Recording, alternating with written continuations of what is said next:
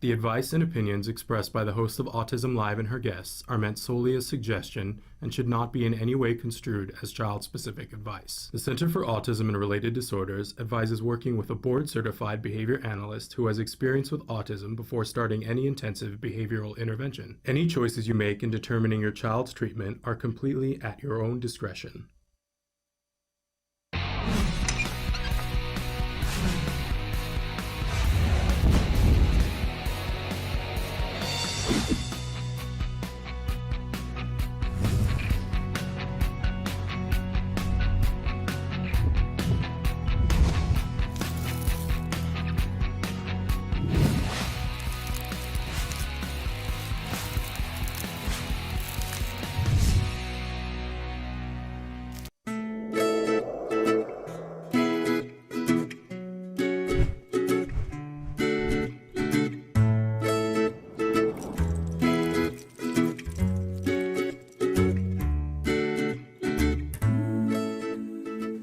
Hi, and welcome to Let's Talk Autism with Shannon and Nancy. I'm Nancy Alspaugh-Jackson. And I'm Shannon Penrod. Thrilled to be here with you. Good to be here with you. I miss you. I don't get to see you except on Wednesdays. Yeah, so yeah. It's great to have you here. It's always fun to sit here with you.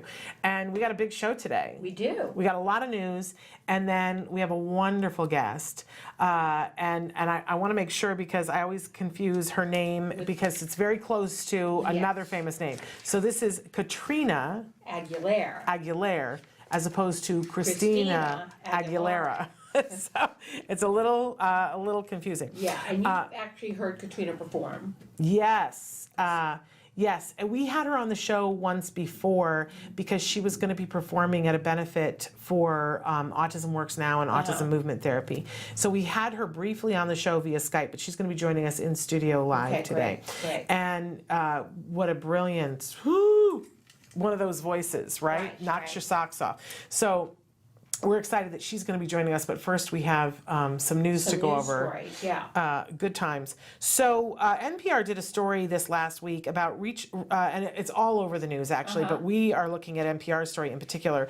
Researchers have now linked a system that insulates the brain wiring that may have something to do with autism. Yeah, it's there's an abnormality in the cells that produce a substance called myelin. Myelin is the key here. And this is a word that I think anybody who has anybody in their family that has multiple sclerosis, this is a word that we hear about because there's a dysfunction in the myelin, and which leads to short circuitry in the brain. And so now they're saying that this may have something to do with autism as well.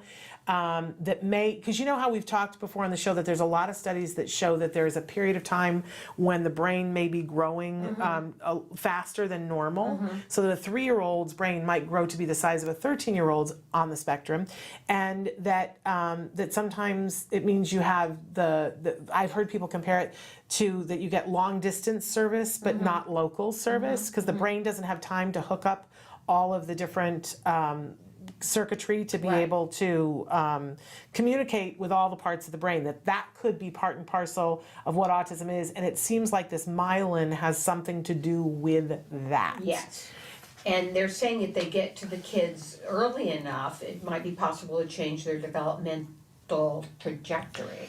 Well, and here's what is interesting to me is that the more we hear about different research, I know that there was a period of time when Jem was first diagnosed, and I was like, there's got to be more research about autism, and there's got to be more money for therapy, and there's got to be more money for this. And I remember a very bad day when my mother said to me, you got to lay off on that because there are other problems on the planet as well. It isn't just autism. It is not autism all the time. There are other issues as well. And we had we had words over that, right? As you can well imagine as an autism parent. But this really brings home to me what I had said to her, which is, no, because this affects everything. And that when you do research for one thing, that it could help with something else. So it is perhaps that research having to do with MS will now be able to help with autism, but it's equally possible that autism and research about autism could lead to something that really reverses MS. And that if we work together on these things and not go, well, that's not my problem, that saying that people have, not my circus, not my monkeys, I hate that. Because it's all our circus this, and Right. and if we don't get clear on that they are all our monkeys, we're all up what river. Right. So They're already using treatments for MS with myelination, as it's called, right? yes, and so perhaps something that we're going to be looking at, in a way that could be a game changer. Yeah, and it could Right? be soon if they're already using these kinds of Yes. treatments in MS. Yes. So it could be in our lifetime, so to speak. Some of these Absolutely. studies are on mice models, and you think it's never going to hit the human population. Yeah. This is something that could happen soon.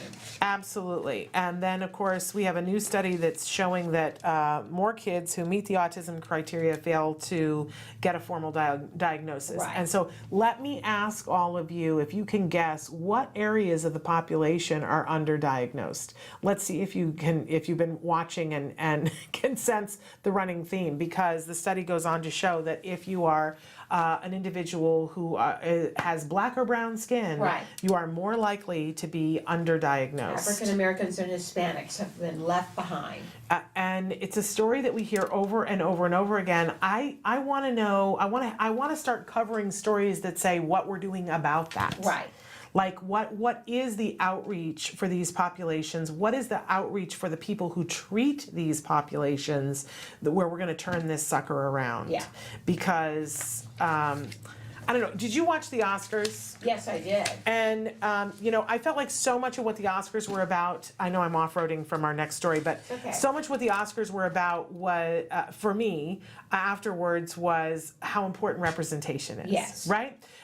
That we had the young gentleman presenting who had Down syndrome, right. who, I don't know if you guys know, but he's from the Peanut Butter, what's the name of the movie? Peanut Butter Falcon. He's an actor in that film, and everybody had hoped that he would be nominated for an Oscar. He wasn't, but how great that he presented. Yes. And I was like, look at that. That's representation. Yeah. That is representation. Then we had the amazing Chrissy Metz, who sang the song, and they were showing all the people behind her, and you got to see that one of the singers was a gentleman in a wheelchair. And what you didn't see was that another woman who was in the line was someone who does not have a second hand. And I was like, look at that representation. And then, of course, when Parasite won, all of my friends who are Asian, of any variety of Asian, but especially my Korean friends, were like, oh my gosh, I didn't know how much I needed this, but I needed to see representation Yeah, up there. yeah. So it is so important. Right now, there are a couple of things that I want you guys to be aware of that are on television that show representation. First of all, on HBO, there is a show that's called The Outsider, and there is a character on it that is played by Cynthia Enrivo, that is a woman of color on the autism spectrum Oh. in a job doing an amazing job. That's great. So everybody should know that representation, and she should have gotten the Oscar. Sorry, not sorry. I'm sorry. She should have gotten the Oscar because Harriet was amazing. But then also our own Kobe Bird is on the wonderful Netflix hit show now, Lock and Key. It's a hit show? Yes, everybody's watching it, and if you're not watching it, you've been left behind. Okay. Get on it, start watching it. I am waiting for them to announce that season 2 has been picked up, because if you watch the whole series, you'll see we need a season 2. Okay. So anyway, representation, so Good important. Okay. representation. Speaking of representation, students with autism in college are often underrepresented. Yeah. And MSU Denver is the only university in Colorado and one of 30 in the U.S. that has a formalized clinic where college students with autism can seek support for job interviews and socializing. Yeah, we're seeing more and more colleges, but not enough, 30, right, that are starting to put in place programs for folks on the autism spectrum on campus, so they can be successful in college and successful in getting jobs outside. So yay to MSU Denver, Yes. and excited about that. I also added, without telling you, Nancy, I just wanted to make people aware of the fact that the budget was announced, I guess, yesterday or day before yesterday, a couple of days ago. The budget for the U.S. budget, Right. the president's Right. version of the budget, and the Autism Society of America has already put out a statement asking, for us to share it, that they take issue with some of the things in the budget. So I just want to briefly read, but you can go to autism-society.org to read their entire statement. But they feel, I'm going to quote here, that the budget is overall unsupportive of our most vulnerable populations, including the almost 3 million individuals with autism and their families. Supporting those with autism is a human rights issue, stated Christopher Banks, who is the president and CEO, the new one, of Autism Society of America. Did you know that Scott Badish retired? No, I did not. Yes, and Christopher, we have to have him on the show at some point, has now taken over. He goes on to say, this budget requires tremendous sacrifices from those with the least able to make those sacrifices. The president's budget dramatically reduces the funding for vital programs and services that assist those with autism. This budget will negatively impact their quality of life and reduce opportunities to fully participate in communities. As in the previous 3 budgets, this year's request proposes steep reductions in social safety net programs, including cuts to Medicare, Medicaid, and Social Security. The administration proposes $1 trillion in cuts to Medicaid and Affordable Care Act over 10 years. Over 10 years, Social Security is cut by $30 billion, and supplemental nutrition SNAP, the SNAP programs are reduced by $180 billion. And they go on to talk about other very specific issues that are the cuts in the Department of Education, that once again, there is a little bit of an increase for special education, but once again, the decision not to fully fund IDEA, and a huge cut to the Centers for Disease and Prevention, a $50 million cut to the National Center on Birth Certificates and Developmental Disabilities, which is a third of its budget, y'all. So, and it says, without any justification, the budget also eliminates a small but vital supportive employment state grant for people with developmental disabilities. So there's a lot of different things. I have to say, so many people came up to me because there's been a huge marketing thing on Facebook showing President Trump signing into law the Autism Care Act. Yes. And it is worded in such a way. I've had even dear friends of ours call me and say, Shannon, do you know about this? Do you know that President Trump signed this? And I said, yes. Did you know that that bill was started by George W. Bush and that it was then morphed and signed by Obama, and now it's signed by Trump? That this is great. Like, we wanted him to sign it, but this is sort of, the other 2 presidents had done this. This is not a new thing. But his budget defunds a very large part of it. So after signing it into law, he's defunding part of it. I'm just saying. That makes no sense. Be aware, folks, be aware. So anyway, if you'd like to look, autism-society.org, they have this statement. They have suggestions about writing to your senators and representatives, I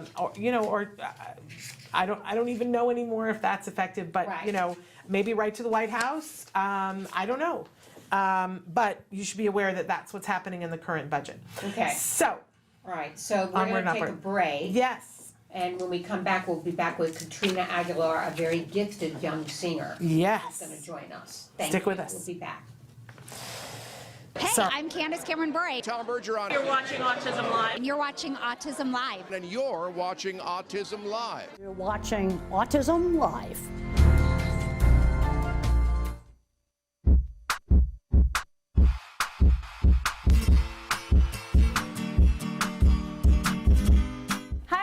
Welcome back. For the month of February, I thought it'd be a great idea to work on an activity that would help your kiddos identify and label emotions. And to help me out today is my good friend, Jamie. Hey, Suzanne. Hey there, Jamie. Hey, how can I help? Well, the way you can help me out is that because you're a sock puppet, you can do things with your face that I cannot do. No way. Totally. The way you can do it is that, you have interchangeable features, which means you can make super exaggerated faces, which makes it easier for kiddos to identify them and to label them. Uh-huh. Hey, I have a favor to ask you. Yeah? Can you help us out and show us some of your faces you can make? Of course. Here we go. Ooh, you look super mad. I was super mad. Can you show us another one? Sure. Ooh, you look super sad. I was super sad. All right, can you show us one more? One more. All right. You look super excited. I was super excited. I am too. You know why? Because I really want to show everyone how to make a little buddy like you. So Yay. let's get started. The materials you'll be needing are googly eyes, felt, a hot glue gun, imagination, scissors, Velcro, some heavy cardstock, and a clean sock. All right, let's get to it. So the first thing you want to do is you're going to grab your sock. Hopefully it's not dirty and used. It's a clean one. And what you're going to do is that you're going to take your sock, fold it in half like so, and then you're going to take your scissors and cut down. The reason we're doing this is that we're going to make an area for the mouth. The next thing you want to do is you want to trim the inside a little bit, because if you don't, it's going to have an overbite. So I'm just going to take my scissors and just trim a little bit off, not much. Now that this guy is ready, I'm going to take a hard cardstock or note card or whatever you have that's a piece of paper. I'm going to fold it in half. And what I'm going to do with this is going to be the inside of its mouth, the kind of reinforcement so you're able to move its mouth around. So I'm going to just cut it into an oval. And don't worry, if it's a little too big, you can always trim it. With this sock puppet project, the materials we'll be using, like the hot glue, is not something for children. So this is something you're going to be doing by yourself and then asking your child to join in once the puppet is ready to go. All right, now that I got that out of the way, let's start gluing. I'm going to take my hot glue gun and I'm going to glue it on the paper. Okay, once I have that, I'm going to put that in the inside of its mouth, and then I'm going to take the sock and then pull it over the edge and cover it with the glue. All right, so now that I have the bottom part done, I'm going to do the same thing to the top. So now that we have this part assembled, what we're going to do is we're going to take a piece of felt and we're going to cover this area so you don't see all the scraggly stuff. So I have my piece of felt right here. I'm going to fold it in half and I'm just going to cut out a similar oval shape. And again, don't worry if it's too big. You can always trim it after we glue it on. I'm going to glue it inside. All right, now we got pretty much the base of the sock puppet. He's got a moving mouth, but wait, he's got no features. We gotta help him out with that. So what I'm gonna do is I have these pieces of Velcro that I bought that are already sticky on the back, which makes my life a lot easier. And I'm gonna peel this off and place it where I want his eyes. So one there and one there. And then I'm also gonna put them also along his mouth. And then if you want to get fancy, you can put some for his eyebrows as well. So now that I have this, we should be making some features for him. I'm alive! Alive!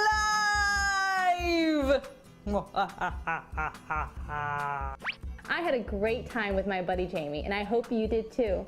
Until next time, bye. Bye. And don't forget to send us your photos at facebook.com/autism-live. Can you see me? Can you see me flying by your side?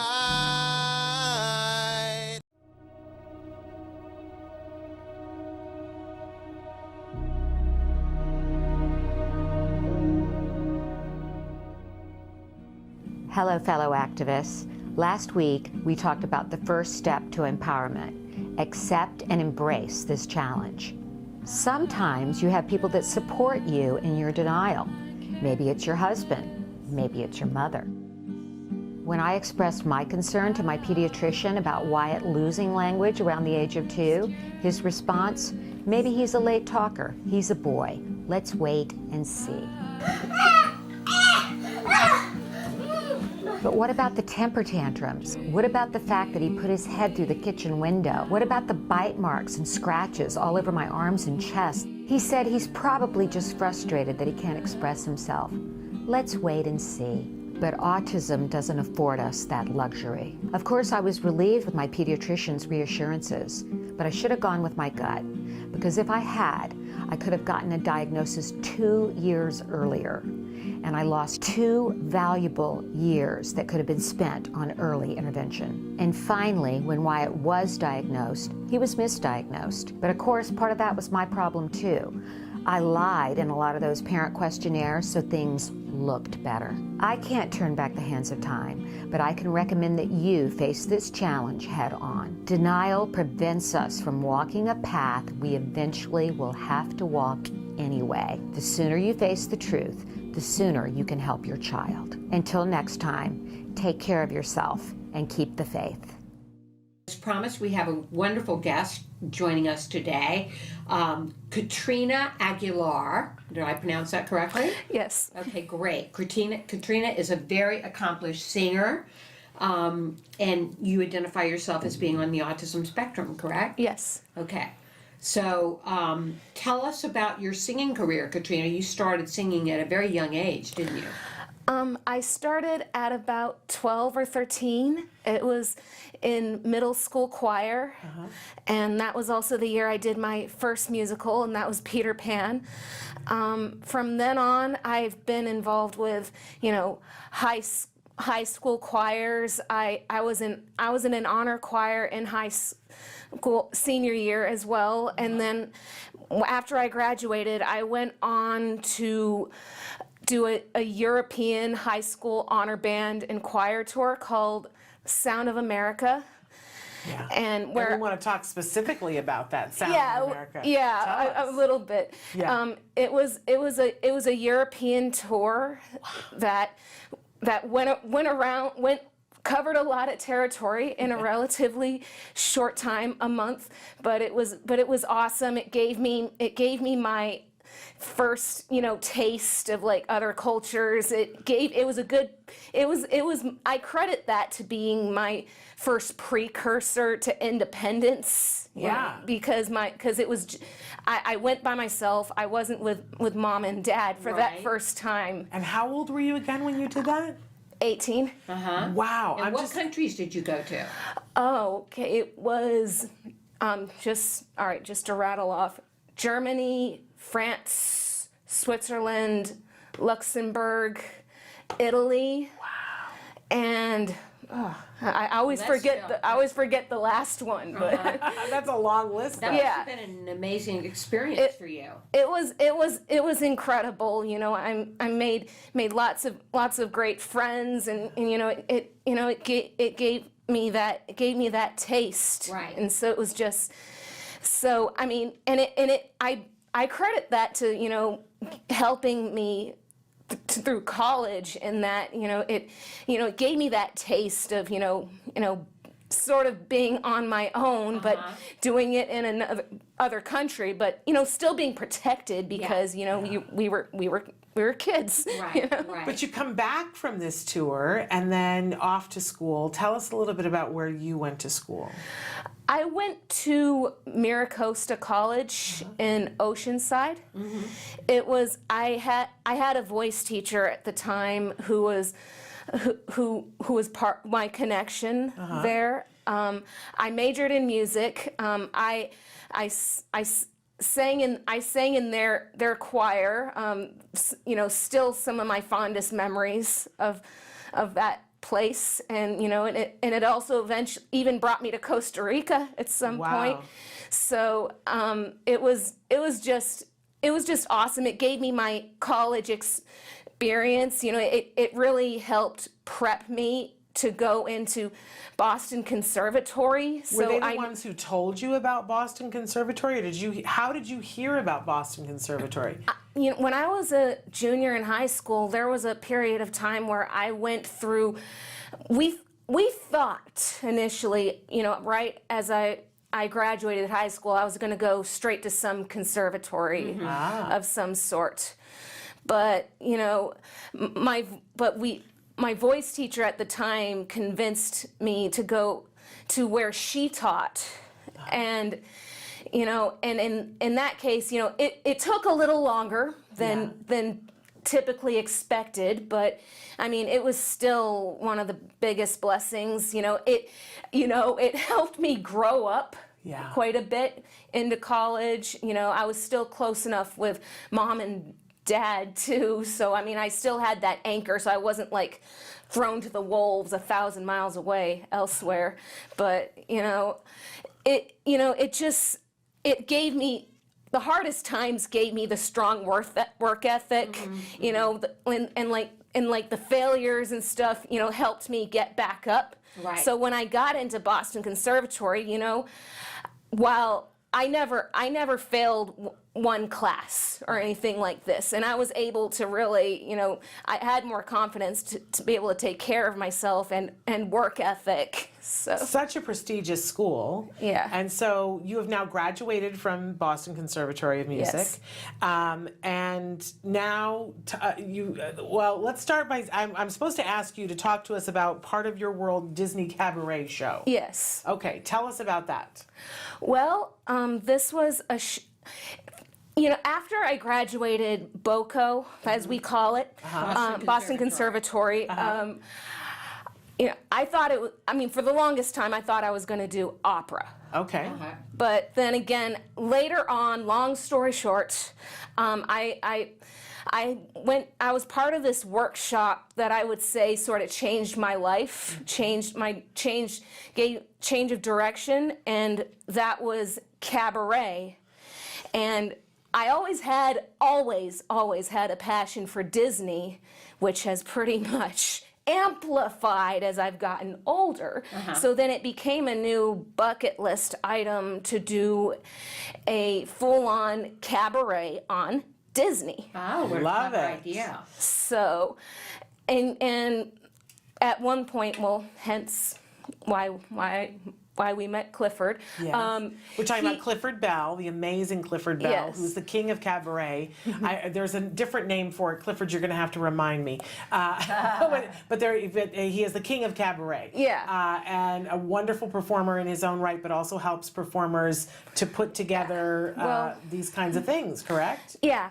Well, we sat down and got together, and we were just running through a whole long list of songs that I love and wanted to do, and then it was like, and as we were piecing it together, I realized it's like, this is way more than just a Disney show. There's a reason, I found more than ever. There's truly a reason why Disney is my passion.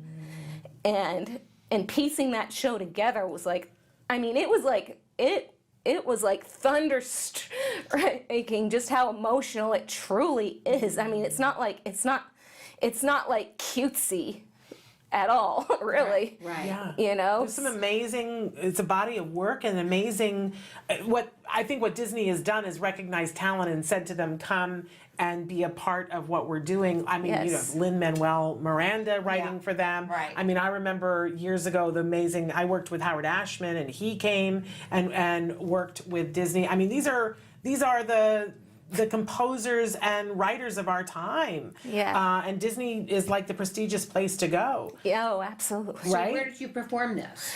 This was at my old Lutheran church called PLC, Penasquitos Lutheran, in our hometown, San Diego. Will you be performing it again? Yes, it's going. That's the event. Yes. That it's going to be at the Oasis Learning Center in Grossmont, back in my hometown. It's a senior living center. Okay. And so people can get tickets for it? Yes. When is this going to happen? It's going to be on the 23rd at about The 23rd of this month, This February. month. Okay. February, and at about 4. Okay. And so do we know where we can send people to go if they want to get tickets to be able to come? I would go through the Oasis Learning Center website. Okay. So. All right. Wonderful. And so it's gonna be you performing Yes. a series of Disney songs. Yes, with my awesome accompanist Richard Morrison. Fabulous. Great. Fabulous. So we noticed that you're wearing some Disney stuff. Yeah. Yes. You're pretty, I can't see close enough to see if your earrings are also Disney. Yes, Of course, they must be. I'm so Go ahead.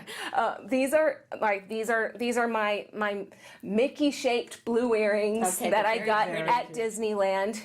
You know, and then this is the carriage. Right. Okay. Although it sort of looks like an upside down Mickey. Yes, it does, which is cool. Yes, or a it's heart, very whatever cool. you want to call it.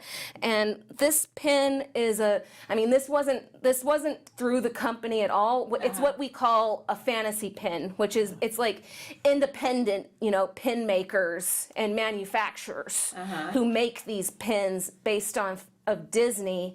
And this was a pin I got off somebody from Instagram, and it's my two absolute favorite characters from my favorite movie ever. That's Nightmare Before Christmas. So I had Tim Burton. So which is why I had to bring this to represent. Great. I have a friend that I have to introduce you to who she's a Disney gal too, and she's, you know, she would have understood all of that, and I wouldn't have had to, she wouldn't have had to have an explanation. You guys would get along great.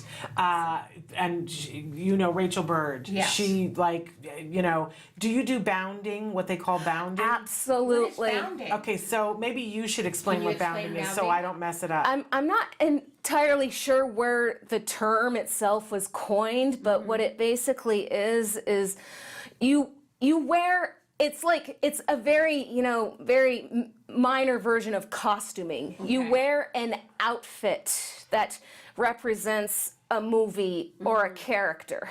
Like if I had just dressed this up a little bit different with these sleeves, I could be bounding as Cruella DeVille right now. If I put like a streak through my hair, Yeah, streak. it's subtle. Yeah. So you're not in costume, but like, for instance, if you wore like a yellow shirt and some red pants, you could be Winnie the Pooh. Okay. Right? Yeah. So, Well, and what I did with this dress of all things is I kind of made a scene with the whole thing, and that was for Peter Pan. I had a pair of Nana ears I had on top. I had Wendy right here with Nana, you know, Yeah. and then a bracelet that was Tinkerbell. So I kind of wanted to replay the scene of Nana sort of being, sort of airlifted by Tinkerbell. wonderful. So that was. Wonderful. I wanted to ask, when you were talking about in high school doing Peter Pan, which role did you play? It was in middle school. It was Nana. Nana. One of my favorite characters in Peter Pan, I have to say. I love Nana. There's the sad moment when in the cartoon, when they get to fly away and Nana has just a little bit of dust and she's trying to go with them. Well, yeah, and he tries to get her, and then.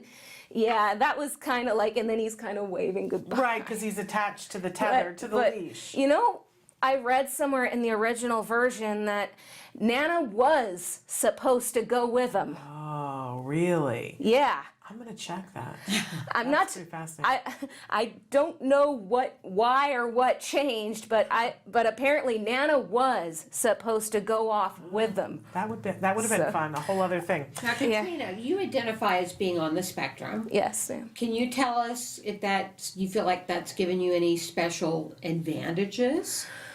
Well, you know, I would say that, you know, the challenges I faced growing up became my advantages that I express through my art and performing.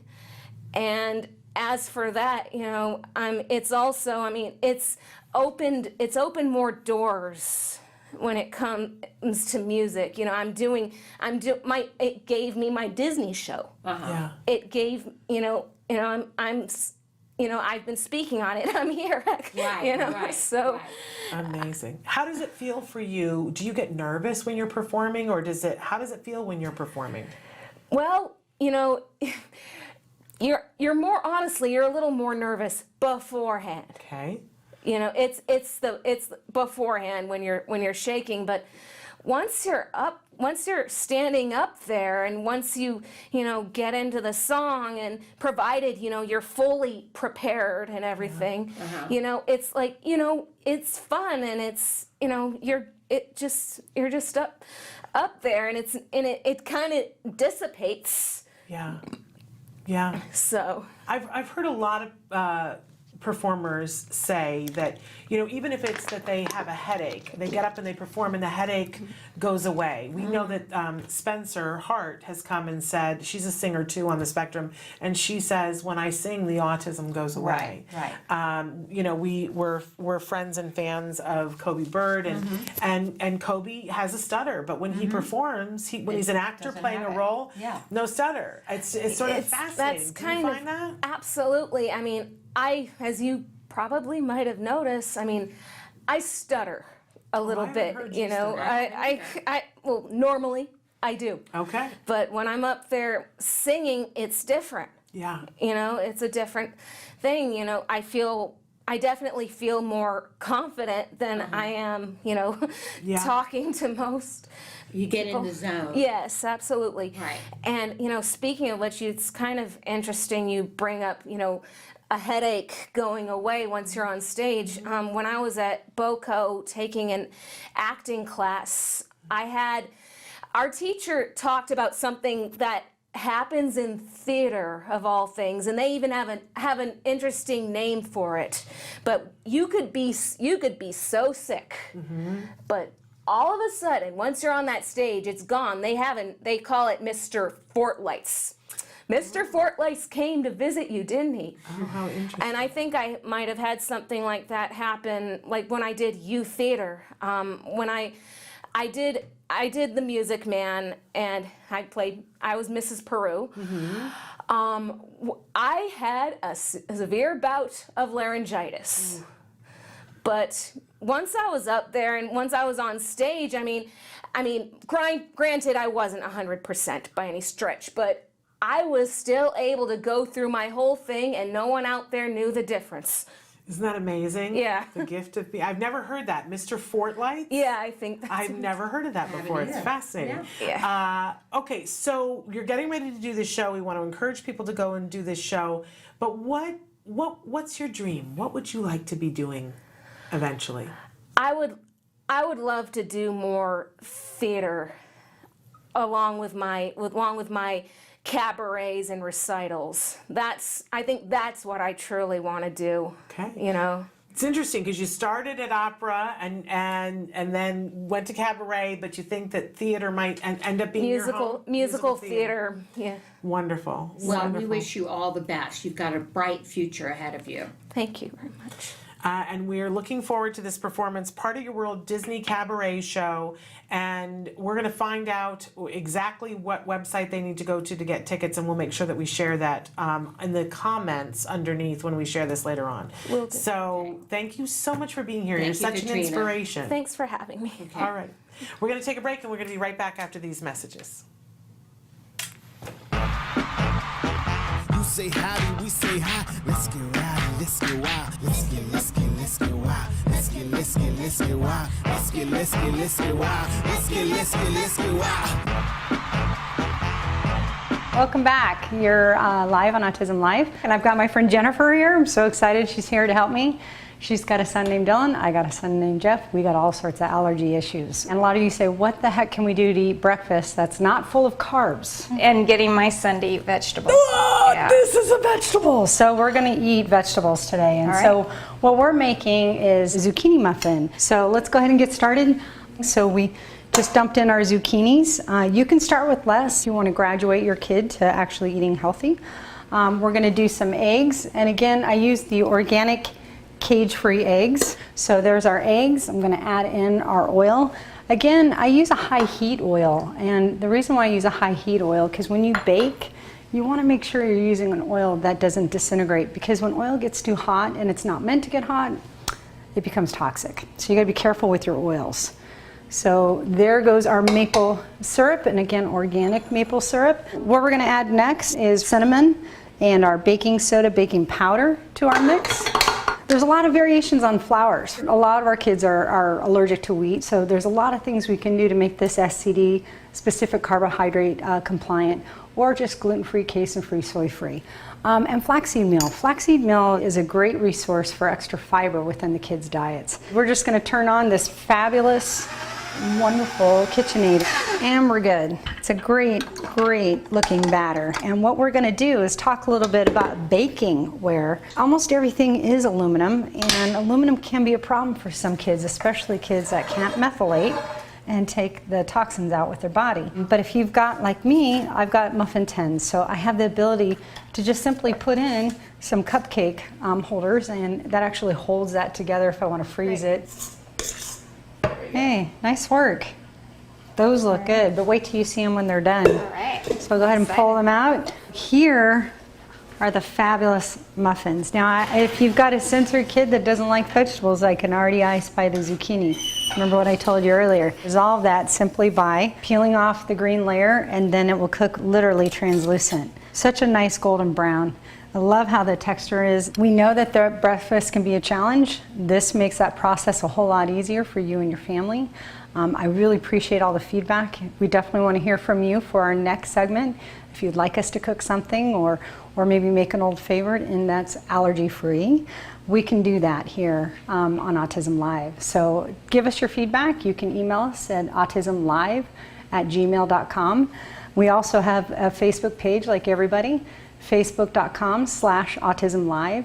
And also you can reach Taka on the Taka website at Taka Now. We'll see you again soon. Thanks for joining us on Autism Live. Say howdy, we say hi. Let's get rowdy, let's get wild.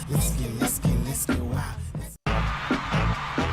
You say howdy, we say hi. Let's get rowdy, let's get wild. Let's get wild. Do you provide care services to someone with autism? Recently, more and more children are being diagnosed with the condition and getting the support they need as awareness grows. But what happens to these children as they grow up? It's estimated that over 500,000 youth with autism will turn 18 in the next decade, and they'll be faced with a very difficult reality. As children with autism grow up, their services start to disappear or become very difficult to access. Things like medical care, mental health counseling, vocational training, and more. All services that are still desperately needed. The loss of support that youth with autism face as they grow up is so severe that it's referred to in the autism community as falling off a cliff. Adults with autism need the same level of support they had as children to avoid falling off the services cliff. Introducing Skills Living, the web-based software designed specifically to help transitioning youth and adults with autism so they can avoid the cliff and instead fly to success. With Skills Living, help your learner with autism develop the skills they need in all the critical areas of adult life, including self-control, planning, and problem-solving, effective communication, performing life skill tasks for independent living, acquiring and maintaining employment or other meaningful activities, developing and maintaining social skills and relationships, accessing transportation and public services, and being safe. Skills Living includes a comprehensive assessment, a data collection mobile app, behavior intervention plan builder, and automatic progress reporting. It also provides a complete curriculum addressing 16 key areas spanning the entire range of functioning adulthood. Skills Living is easy to use and can be implemented by schools, parents, and autism service providers. Call or click today for your free demo and see how Skills Living can help your learner with autism avoid the cliff and instead reach their fullest potential. Skills Living. Wish, learn, become.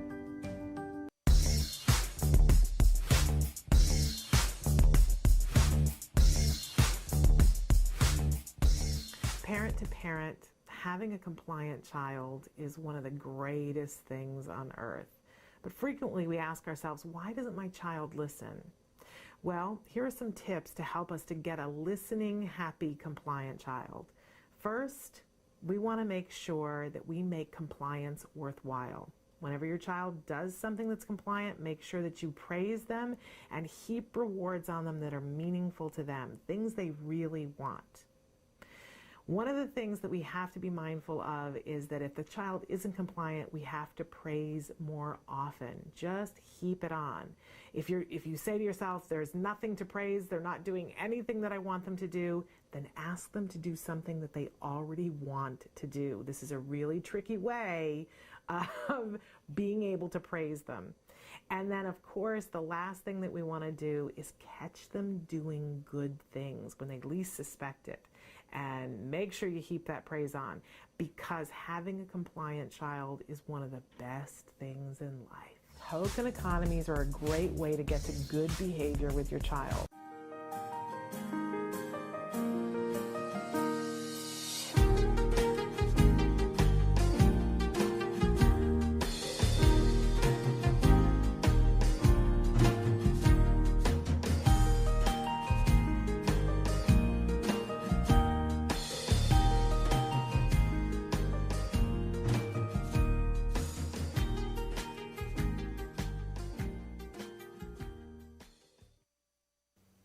Neurodiversity in parents. One big happy family? We hope so. Anyway, what is neurodiversity?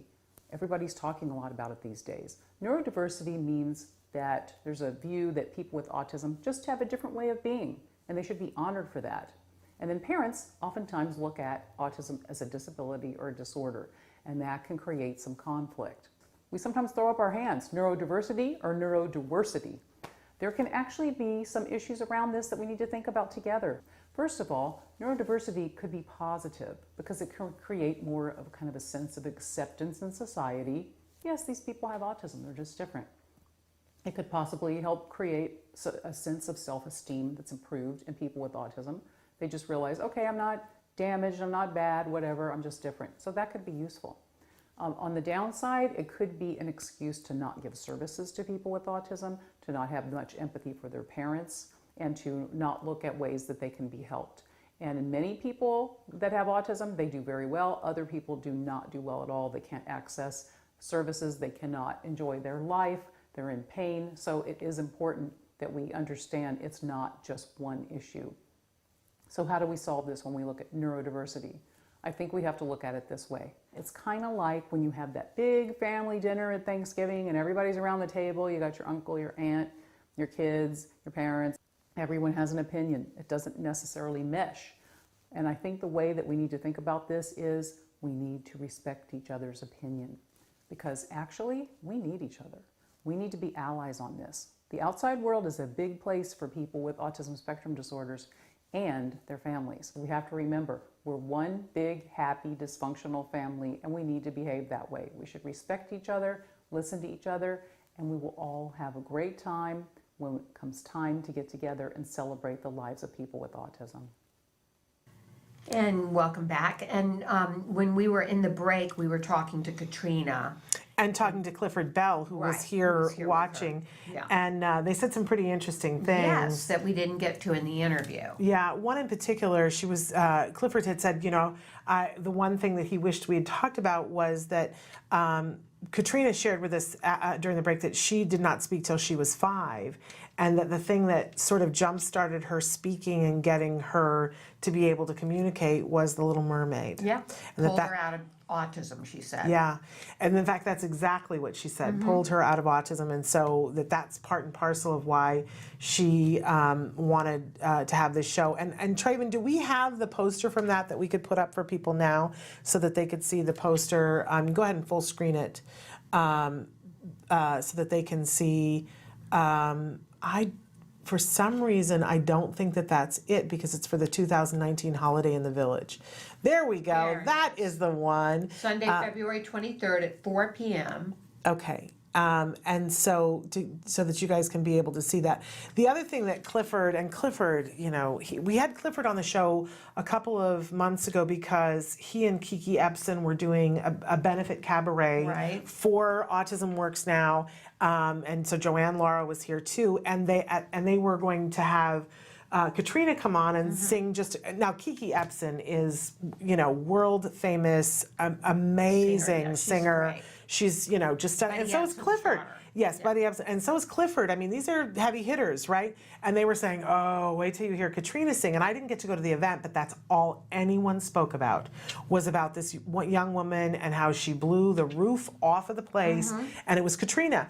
And he said he's been bringing her to cabaret events like that up here in LA, and that having A-list people on the ballot for, singing, and that everybody's like, oh, that was great, but did you see that young woman? Yeah. Oh my goodness, that Katrina Aguilar. So he wanted to make sure that you guys knew that she's tearing it up. She's a name to remember. We're all going to be talking about remember when we had her on the show. Right. So if you get a chance to go to that, I would recommend going to that. And what a great Disney story. Right. It's not the first time that we've heard that Disney helped. I mean, Ron Suskin's son, and they made that amazing The documentary. Yes, that was Life. Oscar nominated. Right. Life animated. Life animated. And brought him out of the Disney characters, brought him out of his world. Gave him a way to Gave him a communicate. way to talk, So, and we've heard that from many people. So go Disney. And speaking of people being on our show and then becoming famous and popular, I remember when Kobe Bird was first on our show, the very first time, Elaine Hall from the Miracle Project brought a bunch of people here because she was promoting a show, the original show that they were doing. And she said, oh, Shannon, I want you to meet this young man who's so talented. And I remember Kobe walking into this studio, and he was probably 14 years old, and he was tall. He was probably 6'1", 6'2" then. And I just thought, oh my gosh, he at that time, he reminded me a lot of Jem, just an older version of Jem, because he's a year older.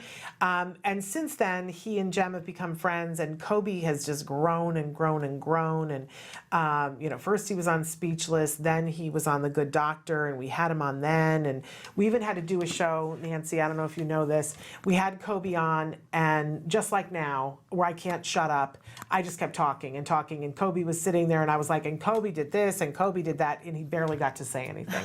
And the viewers wrote in and said, what is wrong with that woman? They said some harsh words. They were like, shut that you-know-what woman up. And so let the guests talk, right? Would she just shut up? And they said nasty things, but it made me laugh, right? I never get offended. And they called me fat, and I never get offended. And shut that fat woman up is what they said, but with swear words too, and called me stupid. I find it funny. I find it hilarious. I don't know why. But anyway, and it was true. Right. I wouldn't shut up. Right. And so I said, okay, I invited Kobe back, and I had duct tape, and I put duct tape on my mouth and let him talk. And so that is available in our archives. Well, tell us about the show he's in now. So now, yes, I got to watch the whole first season since we last spoke. Lock and Key on Netflix, and it just came out last Friday. So a week from today, it's been out for a week. There are 10 episodes, which meant I had to find 10 hours in this last week to watch it, and I did. We finished it as a family last night. Yes, and it almost killed all of us to wait and watch, especially the last episode. So Kobe is fabulous in it, and here's what I love, is that, a lot of people in the autism community are watching it because we're supporting Kobe and whatever, but then we get hooked on the story, right? Because it's got this whole mythological thing to it. It's this family that stuff has happened to, and they've come back to their dad's ancestral home, and there's some stuff going on, and there's these keys that seem to do weird things. So it's a mystery, right? And I can't tell you a lot more than that. But Kobe plays the neighbor boy who is the groundskeeper for this house. Okay. You don't get a sense of how old he is, and they never say what his deal is, but he's definitely a kiddo that's on the spectrum, right? In the show. In the show. And wait till you see, because they reveal that to you in a way that's really, I love it, because it's not hitting you over the head with it, but you just go, got it, right? And so anyway, Kobe's lovely in it. I'm going to cry because it's just, I'm so proud of him. He's just so lovely in it. He's a beautiful actor, you guys. And to see him have the opportunity to do that and just nuanced and just, we know people who act, and there's just some people who have a light. Right. And that they get in front of a camera and it's like, and he's one of those people.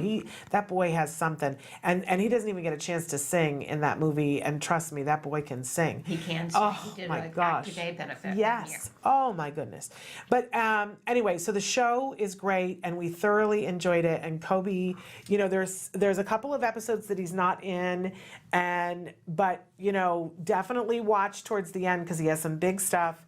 And it's definitely a thing that will keep your interest to do that. I will say that there is some horror elements to it so it's not going to be appropriate for a little kid, or if you have teens that are very suggestible. Right. Like I would have some concern, like, you know, maybe view it first to see if it's okay for your individual kid. And I will say, as a parent, there is some teenage behavior that if we were doing a review for it, I would make parents aware of, that there's some teenage behavior that is questionable, that, you know, you might want to be aware of and decide if your teen, it was totally appropriate for my son, but of course he hates it when I do this. And I was like, you never do that. And he's like, Mom, I know, right? But, you know, and I consider those, that's an opportunity. Like, we're watching a teenager engage in bad behavior on the screen, and I get an opportunity to go, if I ever catch you doing that, right, that's okay for me. But for some parents, they don't want for them to see that. So I'm just saying that. But otherwise, like, it's such a good show.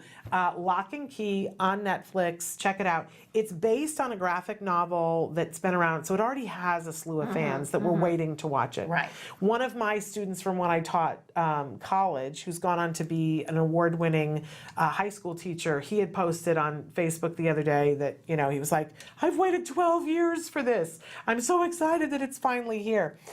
So it already had a fan base, but now, you know, I'd never seen the graphic novel before. I don't do graphic novels, and I don't, you know, and I'm a fan. I you know, I was riveted. We all were. Jim loved it. Jem loved it. We were all about it. Okay, well then And everybody Kobe's please check fabulous. it out and support Kobe. Yes, please. But here's what I loved out of everything, everybody's comments about it, like, was talking to Joanne Lara. Right. The amazing Joanne Lara, who is all about, you know, Autism Works Now. Right. And she said, oh, I love it. And you know my favorite thing, and I never could have guessed this, but she was like, I love that Kobe is the one with a job. That his character is the groundskeeper. He has, and she was like, do you have any idea what a great thing that is for our community to see someone, you know, that is clearly, you know, has other challenges, but he's the teenager with a job. And I was like, leave it to you, Joanne, to notice. I didn't even think about that, but yes, it's true. Good modeling He's there. so sweet in this show. It's amazing. All right. So everybody catch that. And yes, then and then tell us about what you've got coming up next week. Okay, so next week is big. Are you ready for this? So on Monday, we have, first of all, special education attorney Bonnie Yates is going to be with us, catching you guys up, getting you ready for your IEP season. And then we have Marty Orifice. He's an all-star nutrition autism dad. So he's an autism dad, and he's going to be talking to us about nutrition, which don't we need to have that conversation? Right. It's interesting that a dad is talking about I know. We don't see that as much, do we? No. So then Tuesday, we've got a best of episode. I love that you guys love so much our best of Dr. Grandin. And I know that Traven is working on a best of Kobe Bird that at some point we're going to debut that. I don't think that's on Tuesday though. Then on Wednesday, here's the deal on Wednesday. We just firmed this all up, but on Wednesday we are going to be doing a live feed of Ask Dr. Doreen from a card office in Fresno. They just moved offices, but the Fresno office, so I don't know if it'll be completely decorated, but we will be doing a live feed. Dr. Grandpichet and I will be in Fresno to do that on Wednesday. Then on Thursday, we have Lillian Carrier. Who is Lillian Carrier? She plays the role of Drea on Everything's Gonna Be Okay. And if you haven't watched this show yet, another show that you love. Another show that I love. And where can you catch it? So that one is on, and of course I'm not gonna remember what the name of the network is. It used to be Disney Family, and then they changed it, and it's got a different name now, and I don't know what the name of it. We'll find that out for you. Disney Channel. I mean, it's like, don't think of it as being a Disney Channel because it's racy stuff. Like, it's racy stuff. But this is a hilarious, funny, poignant show starring Josh Thomas. He plays a character who he is a young gay man from Australia, and that's a big part of it. So, you know, that he is this young gay man trying to sort out what his life is like, and he now is the custodial caregiver for his two half-sisters who he barely knows, both of whom are in high school, one of whom is on the autism spectrum. And that's played by Lillian. But no, Lillian plays their friend, the friend of the daughter who's on the spectrum, and she's the one on the show that has an assistance dog. and she is on the spectrum herself. And in it real is life, her. Lillian is on the spectrum. Yes, and it is her real life assistance dog. She Okay, auditioned for the role with her dog, and they were like, "Can your dog be on the show too?" And That's she was fantastic. like, "Sure." This is great. We're seeing a trend where more and more actors who actually are on the spectrum are playing people on the spectrum. Yes, that day has Right? arrived. The day has arrived. Well, I think that the studios have seen that there will be pressure put on them to do that, and that there are actors who can do it. So why wouldn't you? And they're Right. so much better at it. Exactly. I mean, Kobe is a case in point on Right. Lock and Key. I just do not believe, and I love actors, but I'm sorry, I just do not believe that an actor could play that role the way he does. Yeah. Just gonna say that. Other than him, Right. he's an actor. Right. He's playing that role. It is not him, but he is doing it with such finesse because he understands how to do that. And I just don't think an actor who's not on the spectrum could have done that. Just saying. Yeah. Just saying. Okay. So, and then on Friday, for Let's Talk Autism, we will let you know because that is yet to be announced. Okay. So there we have it. Okay. All right. Great show. So we'll be back on Monday with Bonnie Yates Right. and with that wonderful dad, the nutrition dad. So until then, give your kiddos a hug from me. And give yourselves a hug from me. Bye-bye for now.